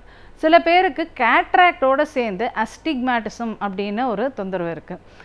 அந்த தொந்தரவு ரெண்டும் சேர்ந்து வந்ததுன்னா நம்ம வெறும் கேட்ராக்டை மாத்திரம் சரி பண்ணோன்னா அந்த அஸ்டிக்மேட்டிசம் வந்து இருந்துகிட்டே இருக்கும். ஸோ அந்த அஸ்டிக்மேட்டிசமையும் சேர்த்து சரி பண்ணுறதுக்கு டாரிக் லென்ஸ் அப்படின்னு சொல்லி ஒரு வகை லென்ஸ் இருக்குது. ஸோ அந்த லென்ஸ் போட்டு பண்ணோன்னா உங்களுக்கு வந்து கேட்ராக்டு அண்ட் அஸ்டிக்மேட்டிசம் ரெண்டுமே சரியாகும். ஸோ அதனால் நீங்கள் ஆப்ரேஷன் முடிஞ்சதே தூர பார்வைக்கு கண்ணாடி போட வேண்டிய அவசியம் இல்லை. அந்த டாரிக் மல்டிஃபோக்கல்னு ஒரு வகை லென்ஸ் இருக்குது. அந்த லென்ஸ் போட்டு பண்ணிக்கிட்டால் நீங்கள் வந்து தூர பார்வை மட்டும் இல்லை, கிட்ட பார்வைக்கும் நீங்கள் கண்ணாடி போட வேண்டிய அவசியம் இல்லை. பட் இது எல்லாருக்கும் இருக்கிறது கிடையாது. இந்த ஆஸ்டிக்மேட்டிசம் ஒரு சிலருக்கு தான் இருக்கும். அது நீங்கள் வந்து அந்த ஸ்கேன் சொல்லியிருந்தேன் இல்லையா, அந்த ஸ்கேன் பண்ணும்போது யாருக்கு எந்த லென்ஸு சூட்டபுளாக இருக்கும் அப்படின்றது உங்கள் கண் டாக்டர் மூலமாக நீங்கள் தெரிஞ்சுக்கலாம். எலி தவளை நட்பு. எலியும் தவளையும் நட்பாக இருப்போம் என்று கால்களை கட்டி கொண்டன. ஒரு நாள் திடீரென்று தவளை தண்ணீரில் பாய்ந்து விடவே எலி தண்ணீர் மீது செத்து மிதந்தது. வானில் பறந்த கழுகு ஒன்று எலியை தூக்கிச் செல்ல தவளையும் அத்துடன் சேர்ந்து கழுகிற்கு இரையாயிற்று.